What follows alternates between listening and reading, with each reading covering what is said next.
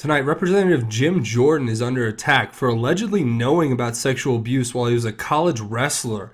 This all coming after he has been one of the staunchest advocates in exposing the Russia investigation as a hoax. Hi, I'm Craig, and welcome to Just Informed Talk. For those of you who don't know, every one of these episodes starts the exact same way. I thank every one of the subscribers because without you guys, this channel wouldn't work. It would not be possible. So thank you to each and every one of you. If you have not hit that subscribe button, please come here on the landing page, click the big red subscribe button, make sure you hit the bell for notifications. That way, as soon as these videos get posted, you'll be notified because as soon as information is made available to me, I make it available to you. Now, this is where we left off.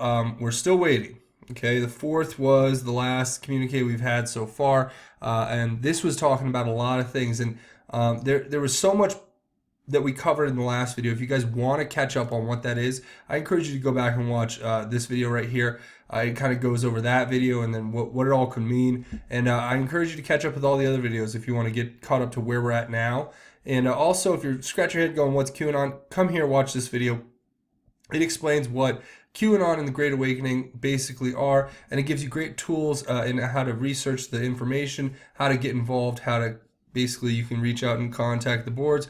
It shows you how to do all that stuff. So if you want to get that information, definitely go there and get it. Now, today what we're going to be talking about is something that a few different things. Let's go over what we're generally going to be talking about. First, we're going to talk about President Trump's Supreme Court pick that's coming up here. We're going to talk about who the frontrunner is and what his history is and how it's so interesting, his connection to the Clintons. And then after that, we're going to talk about the latest travels of the Clintons and what former President Bill Clinton is reading and how that correlates to them now choosing to actually fly commercial instead of private.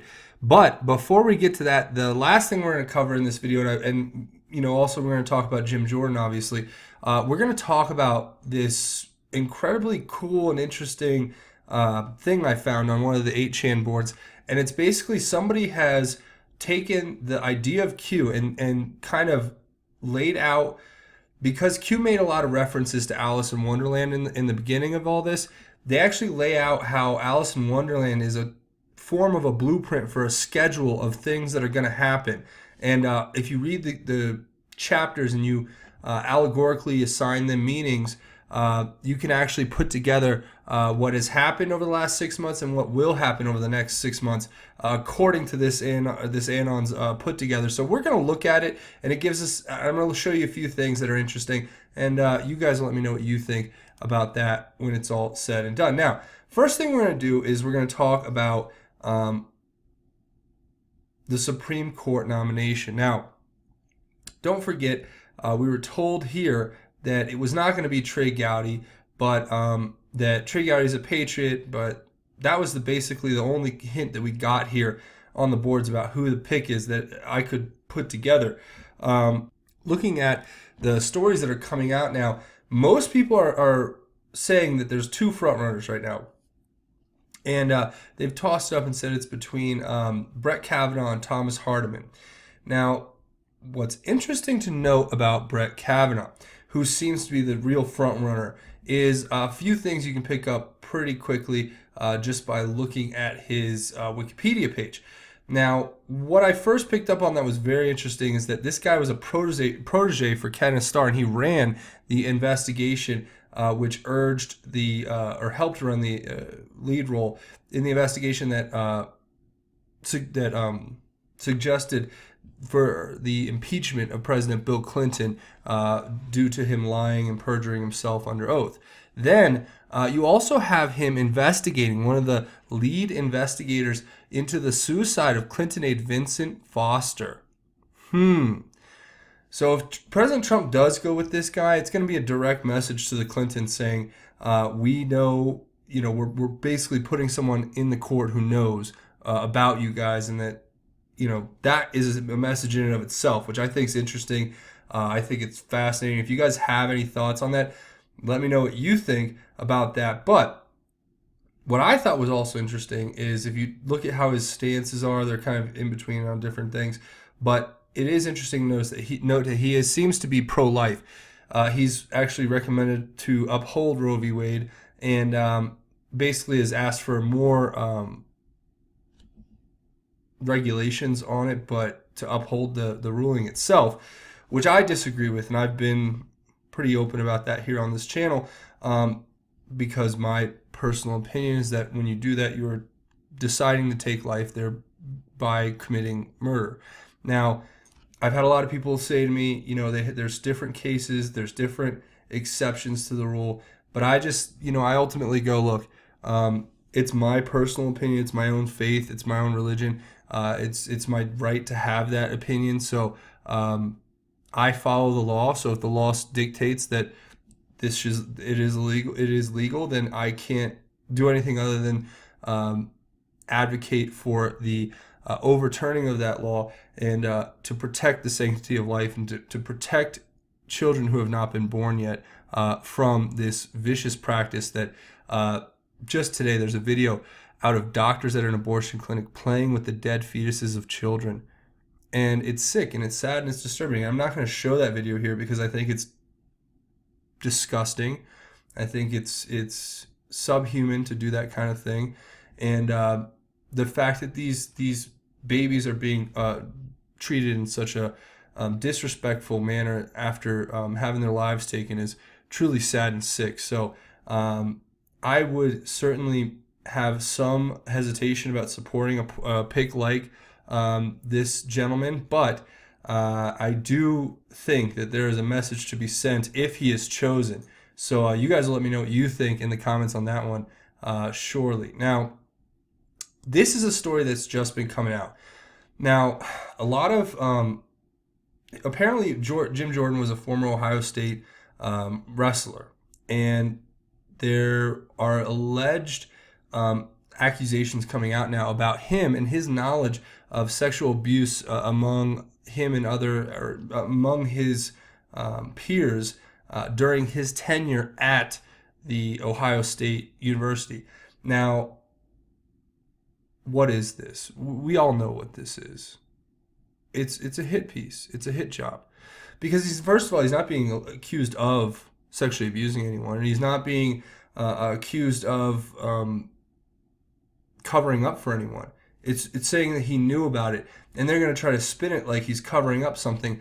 But what's really important to note is that this right here, let's read through this. This is a letter that was put out on July 5th, so only a few days ago, and it named two of the individuals from Perkins Coie law firm as being culpable in their roles and would necessitate them being investigated. So if you examine it, you realize that Mark Elias and Michael Sussman are partners at Perkins Coie law firm, both responsible, one responsible for retaining CrowdStrike to examine DNC servers after the hacking incident in the DNC, another responsible for retaining Fusion GPS and paying for the Steele dossier on behalf of the DNC. Now, why do I say this is manufactured? Well, you have stuff like this coming out basically showing, for what it's worth, if you will, I'll read this. Jim Jordan is accusers, part 2. It says, yesterday I discussed the allegation that decades ago Jim Jordan did not take action to curb sexual harassment of wrestlers he was coaching at Ohio State. Jordan says he didn't know about the harassment, but two former wrestlers say he did. Unfortunately, the anti-Jordan forces, the two wrestlers, Dunyasha Yates and Mike DeSabato, turn out to be respectively a convicted criminal and a guy who recently was charged with a crime. Their credibility is negligible. It's also worth noting that the two ex-wrestlers are represented by the law firm of Perkins Coie. That's a Seattle-based operation that served as the go-between between Hillary Clinton's campaign and the Fusion GPS, and they colluded with the Russians to put together the phony dossier for use against Donald Trump. So there you go. That's where the attack is originating from. So for all this stuff, talk about Russia collusion and how they're behind it all, this is all coming out, and it's a manufactured hit piece from the lawyers who represent the DNC, it would seem. The same lawyers. So that's just the news as I have it. Those are the facts I'm reporting as I know. And my opinion is, if that is the case, then obviously that's deplorable. And that's sick, and that's twisted, and that's wrong. And this is an awful situation for somebody who's working so hard day in, day out as a true patriot, trying to expose the evil and the corruption. We should definitely stand behind people like this and give them the benefit of the doubt, because there's not been enough proof yet. Even now, they're saying there's 7 people who are coming out. But I mean, how easy is it to get them to come out and then to promise them whatever you have to get them to say whatever they will, or whether it's politically motivated. Only time will tell. There's not enough information yet, so take that all with a grain of salt, as that is what the news is as of now. Now, here you go. Here's a great video. Hillary Clinton and Bill Clinton on a commercial jet here in first class, just about to enjoy their flight. But what was really interesting to note is the book that President Clinton was reading. So it says social media is reporting that Bill and Hillary flew from Reagan International to NYC on July 7th. They are flying commercial and not private. Why would they be? Are their assets frozen? Note the book that Bill has in his hand, Crimson Lake by Candace Fox. And then they write up about what this book is talking about. And it says, a quote from, I think, a description of the book says, accused but not convicted of a brutal abduction, Ted is now a free man and public enemy number 1. Maintaining his innocence, he flees north to keep a low profile amidst the steamy, croc-infested wetlands of Crimson Lake. Does that sound familiar? Does that sound like, I don't know, something that someone might be actually doing right now? Hint, hint, wink, wink. I'm not going to, say anything else. Suffice it to say, I think that is an interesting look at it. Now, with that, we're going to go into Trump tweets.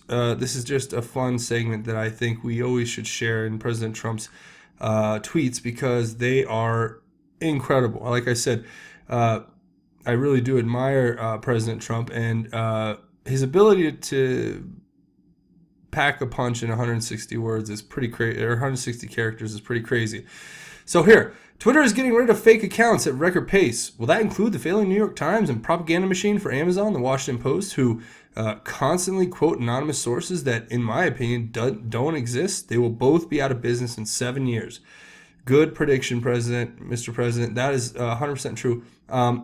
If Twitter's going to go through and delete people's accounts based on the fact that they call them fake news, maybe they should delete the accounts for the people who are actually the fake news, the biggest fake news out there.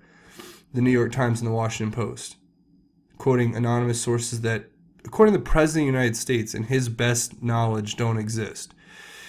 And they want to make him out to be some kind of fool, when the reality is he's the President of the United States, and I'm going to take his word over the failing New York Times and the propaganda machine over at the Washington Post for Amazon.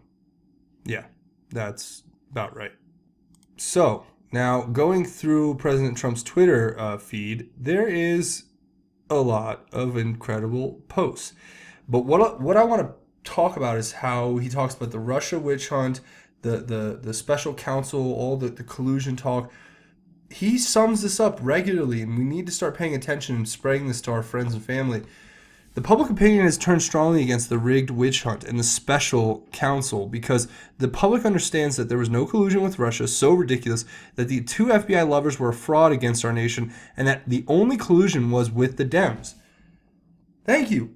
I mean, sometimes when he puts these tweets out, it's like I can't sum it up any better. But that is true. That is the exact characterization I would put it down as.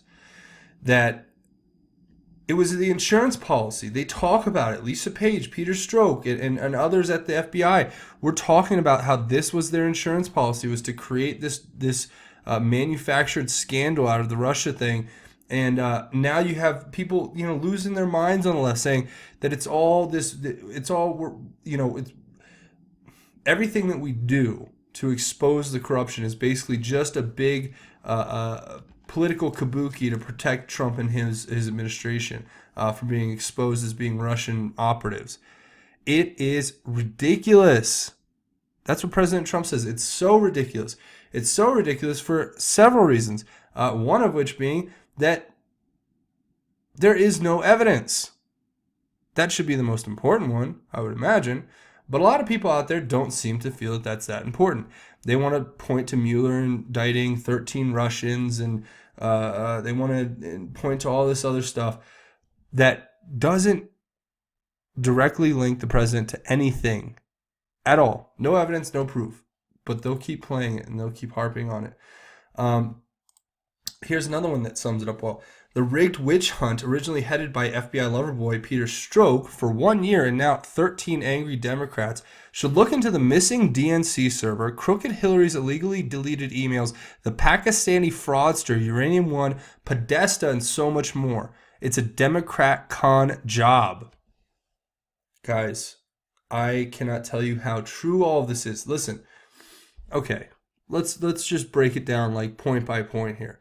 First, you have the whole thing being started by investigation that was done in tandem with Peter Strzok and others at the FBI, who showed extreme prejudicial bias against the president in the way they communicated with one another on their government-issued cell phones, and in the way they conducted their investigative procedures for different aspects of the investigation into President Trump and his collusion with Russia. Now, that aside, moving forward, President Trump points out that there are 13 angry Democrats. And who are these 13 angry Democrats? Well, I can tell you, I can list a few of them for you. I can say Adam Schiff. I can say Nancy Pelosi. I could say Maxine Waters. I could say, I could go down the list. There's more. But those angry Democrats who are right now trying to push this whole narrative of Russia, impeachment, get the House majority so they can impeach President Trump based on no evidence and this fraud of investigation that's been going on by Mueller for over a year now. But instead of doing that, maybe they should try taking a suggestion from the President of the United States, who's obviously not guilty of these crimes. Maybe they should just take 1 second and listen to the sitting president of the United States, who's trying to tell them that these are the crimes that are going to be exposed in the upcoming months. The missing DNC server, right? The one that was allegedly, apparently, as a report, as far as I last read, stolen out of Congress. A physical piece of evidence was stolen. Crooked Hillary's illegal deleted emails. Why would the former Secretary of State be keeping classified emails on a private server that's outside of government security protocols that allegedly was made known to foreign actors who paid for access through the Clinton Foundation by donating to that foundation? This is all alleged, but that's what the allegations are. They're that this server privately was used to communicate special access program information, which is confidential, top secret information in some cases, to foreign adversaries in exchange for money that they could use then to buy more political control in our country, in a vicious and sick scandal against the American people. Now, if that is true, then we want to get the answers to that. Okay, and then the Pakistani fraudster. What did Imran Awan have in connection to the DNC? What was his role in Washington? Who were the people that he ran around with? What foreign agencies may he have been working for covertly? Were those foreign agencies using information obtained through this DNC email system in order to blackmail individuals in Congress in order to gain control of developing legislation and steering legislative votes? These are all very important questions that are going to stem right out of the Imran Awan case, because there have been allegations that his involvement with foreign government like Pakistan is quite obvious, and that there's even evidence that there was even evidence to suggest that it's possible that he and others could have been using information obtained through the DNC servers to manipulate or blackmail individuals in Congress. But that's yet to be proven. This is all conjecture at this point. Now it says Uranium One. How are we going to investigate the fact that the Clinton Foundation got huge kickbacks in exchange for allowing this deal to siphon uranium out of our country and presumably end up in Iran and North Korea and other states that should not have had it or obtained it? That's a very good question. Um, Podesta, well, we all know the Podesta emails. They're wrought full of different uh, things that need to be investigated, some of which would be implicating an involvement in some kind of child pedophile ring, an indication that they may be using pedophile language, code language, to communicate with one another, a suggestion of kids being dropped off at adults' houses, presumably unattended for no reason. These are things that need to be examined, and so much more that exists within those emails. And that's kind of what really set me on this path originally, was the WikiLeaks dump. But it says it is a Democrat con job.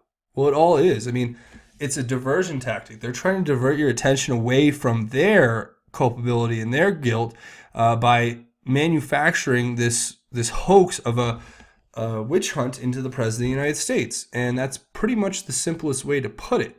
Now, here's a little what I thought was an interesting one. We talk so much behind the scenes right now. You have so much going on in Iran. You have there's a video that's gone viral of some young Iranian woman who's dancing provocatively, and she's been, I think, picked up by the Revolutionary Guard and is being detained after basically committing the violation of showing yourself on a camera, I guess, and dancing provocatively. I guess that's illegal in Iran. But we stand with the Iranian people, and I think what's interesting to note here is that as Iran does this to their people and continues to restrict their freedoms, and if any of you are watching here from Iran, God bless you, and good luck, because hopefully it's gonna get better from here. But I think this is a message to Iran saying, they've backed down, and it's not us, and we're not gonna back down. It says Iranian harassment of warships, U.S. warships. 2015, we had 22 incidences. 2016, 36. 2017, 14. 2018, 0.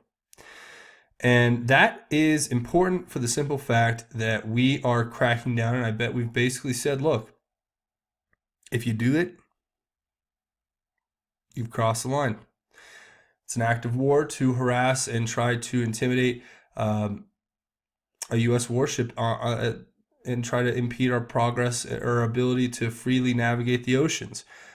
So consequences will be dealt swiftly to those who violate that. And that's what I think that message is basically saying. And it's also kind of saying we're working on Iran right now. I think that's all going on behind the scenes.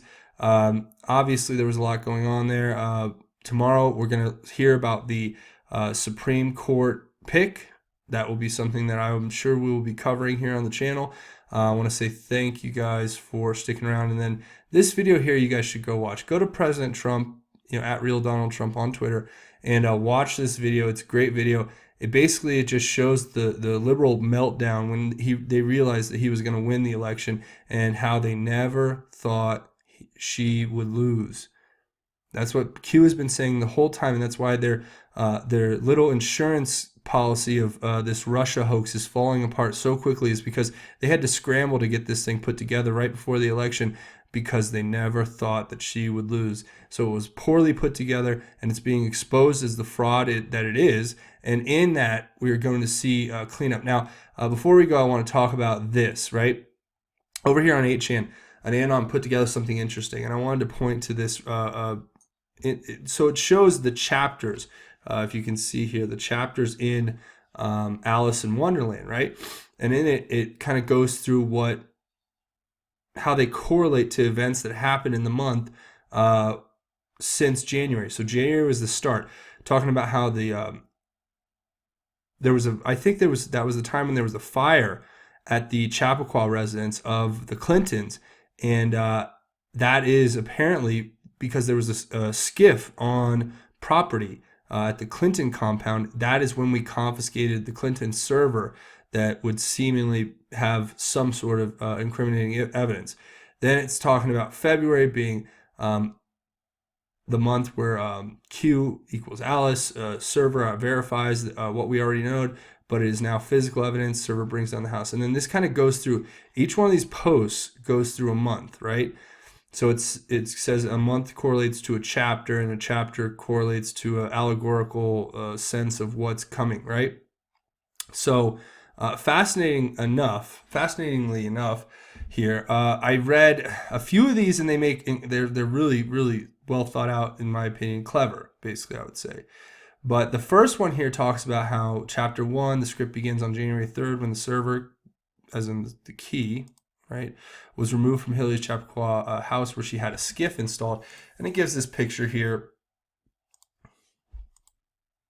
talking about page 147 of the IG report, where you have FBI agents talking to one another, saying that the person they talked to at the facility, at the skiff at the Clinton compound, was lying about having access into the place, and talking about how that was going to be grounds for some kind of reprimand. But then it's saying February is the Mendoza steps down, FCC chair investigated. It kind of goes through each one of these things.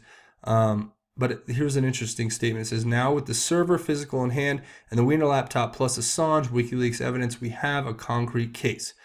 Now, I'm not going to go through each one of these. I'll throw the link down at the bottom of this video if you guys want to go cover each one. But this is what they say is going to be happening in July. So this is interesting. We have to keep it. First, it gives a few different like graphics here. Now it gives this President Trump's tweet here saying insane 7/17, chapter 7, causing them to tremble and appear insane. Now, it shows the picture of the fireworks, and then it shows a picture of the actual Air Force One, and saying the 107 marker, which I guess this is, it's starting the clock, I guess, on it. But here's what it says. The Mad Hatter Tea Party, that would be chapter 7, that's July. It says, Anons are made aware that Trump have the server Chaos Panic in DC fireworks. A WAN investigation revealed it's still ongoing. Huber, Dormus is awakened. Jeff Sessions will be in news about middle of month. Trump meets with UK Queen's protector of the garden middle of month. Trump meets with Putin afterwards. So that's what we have to look forward to, according to this wacky put together of a allegorical interpretation of Alice in Wonderland, put on top of or juxtaposed against the time frame that Q may or may not be working within. It's just an interesting thought. If you guys want to come read these, I think they're interesting and worth a look. So I always like to keep my mind open to every kind of interpretation out there, because there's so many different layers to it. But that's pretty much going to wrap it up for this episode. I want to say thank you all for watching. If you're looking for a way to support the channel, and you are coming here to the landing page anyway, and you haven't clicked the big red subscribe button, the best way to do it is to click the big red subscribe button. Make sure you hit the bell for notifications so you're notified when these videos get posted. Second best way is to scroll down at the end of this video and leave your thoughts, theories, and insights in the comments, because like I say, we try to have our own QAnon research board at the end of each one of these videos, where we don't just discuss the Q posts. We talk about how the Q posts from past and present relate to the news, and how the news relates to everything that we're talking about, and culture, politics, religion. It's all discussed down there. So if you guys want to get involved, I encourage you to go down there. There's a lot of great people. Even if you can't comment, just scroll down and read through the comments. I guarantee you're going to learn something you didn't know. Now, if you want to support the channel another way, come over here and find me on Twitter and follow me at Justin_formed. You'll see when you come here to this landing page, there's a lot of cool stuff. I try to get all my information up here as far as getting my videos reposted, because a lot of people say they have problems with the notification button on YouTube. So this is just another backup for that. If you come over here and hit the follow button, every time I post a video to YouTube, it'll post on my Twitter page. So hopefully you'll be notified there as well. And that's just a cool way to support the channel. And I really appreciate you guys coming over here. Now, if you're looking for a way to support the channel financially, there's a couple ways. We're almost at this goal. You guys have done an amazing job at helping me get justinformednews.com up and running. And I can tell you, to date, in 26 days, we've done so much progress. You guys put me over. If you can put me over the top here and we hit that 5,000 goal, I can definitely get everything running, get everything going, basically. But your support to this point has been incredible. So thank you. And the website's going to be great. Like I said, I'm talking with some of the smartest people that I know. Really, they've reached out to me to help out in this project, and they're going to help create an incredible website that's going to be good for you guys to come. I can put my content up there without it having the risk of being censored or deplatformed or whatever, demonetized. But then also I can give you guys links to articles, hopefully maybe even write some pieces, and just give you guys more information on Q and the news and what's going on in the world, the news that the mainstream media won't report. So if you want to come support the channel, come here to GoFundMe.com and /JustInformedTalk, and you make that contribution. It makes a big difference. Now, another way to help the channel out financially is to come over here to Patreon. That's patreon.com. When you come over here to Patreon, just search Just Informed Talk. Come here to this landing page, click this button to become a patron. Check out my rewards and goals, and I can tell you right now, this is how the channel keeps going. You know, go through all these issues with YouTube on a regular basis, and if I didn't have Patreon, really it makes the biggest difference in the world. So if you guys come here, it's a monthly donation, and you just give what you can a month, and it supports me and keeps the channel alive, so I can keep giving you this information every day, 24/7, 365. So that's a big deal. So thank you in advance to everybody who comes and does that. Now, before we go, the one thing that I always discuss, and that is the most important thing, is talking about God. And tonight I want to talk about God because I always want to talk about God, really, but because there's an important message I want to deliver to you guys, and it's set inside of a verse from Ephesians, and it's about delivering that word of God, right? It's about what makes us Christians and why it's so important to be loud and proud about spreading the word of God, spreading the love of Christ, spreading that message of salvation to everyone you meet, because the reality is that most of us don't understand how big a difference it can make to have somebody, to have people see you pray in public. If you're at a dinner with your wife or family or loved ones, why not have a prayer before the meal? Why not bless your food and let the people in the restaurant see you do that? Or include others in your prayer when you're in a social setting and you're with others. I love praying over meals because it's a way to really bring people in. So if you're with friends or you're with family, and even if they're not the most religious, it's just a way to bring them closer to God and maybe bring that light to them, a subtle way to do it. But other ways you can do it is by mentioning God, mentioning how much you love God, telling your friends or coworkers about what the good news really is, what eternal salvation really means, what the sacrifice on the cross really can do for you, because that's our job here on earth. Our job is to be disciples of Jesus and to spread his word far and as wide as we possibly can. And that's the whole reason I do this channel, and everything I've gotten on this channel I attribute to God. It was not myself. I am no special person. I'm just a regular human, just like you, regular person. So what's interesting, though, is that, and what's really amazing, is that God is awesome, and his grace is far greater than any of us could ever imagine. So I want to share this verse with you, and then we're going to take a couple minutes to talk about it. But it's Ephesians chapter 4, and we're basically going to read all the way up to around verse 16. And it says, I therefore, the prisoner in the Lord, urge you to walk worthy of the calling you have received, with all humanity and gentleness, with patience accepting one another in love, diligently keeping the unity of the Spirit with the peace that binds us. There is one body and one Spirit, just as you were called to one hope at your calling, one Lord, one faith, one baptism, one God and Father of all, who is above all, and through all, and in all. Now grace was given to each one of us according to the measure of the Messiah's gift. For it says, when he ascended on high, he took prisoners into captivity. He gave gifts to people. But what does he ascended mean, except that he descended to the lower parts of the earth? The one who descended is the same as the one who ascended far above all the heavens, that he might fill all things.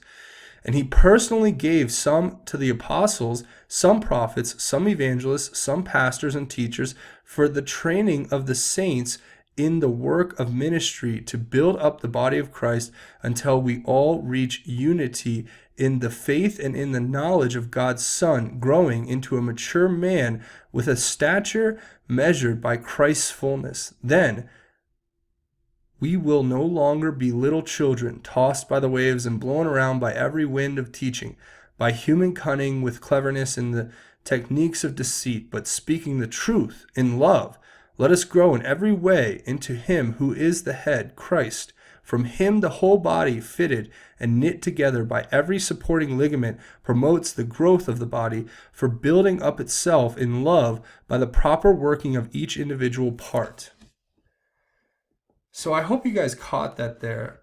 I think what is really being said here, this is a letter, from Ephesians, and they're basically saying that God is like a body, and if that is the case, then God is the whole body, and Jesus is the head, and we make up the little parts of the body, and the Holy Spirit is obviously the soul of that body, and we all have our parts to play. Just as important as having a fingernail is having a heart. Maybe not. Some have, they just serve different purposes. It's not, one may keep you alive longer, but in totality, they all work in congruence to effectively make the body of Christ stronger. And when we do that, we have to do that by working together. We have to do that by spreading the word of Christ. We have to do that by asking God to fulfill, or to let us know what our purpose is for Him, to ask for that. Ask for that knowledge on a daily basis and pray. Pray to God and open your heart, and make sure that when you do that, you learn. Try to learn what your role is. Let God teach you. Let God show you. Let God give you that wisdom. You have to open your heart to it. But once you do, the blessings become great and your life becomes incredible. And I really stress that because I want the best for each and every one of you, and I want you all to come to God and find that grace, because it is greater and it is there for you, along with your eternal salvation that exists in Jesus. So thank you all for watching. I really am appreciative of everyone who's come here and checked out this channel.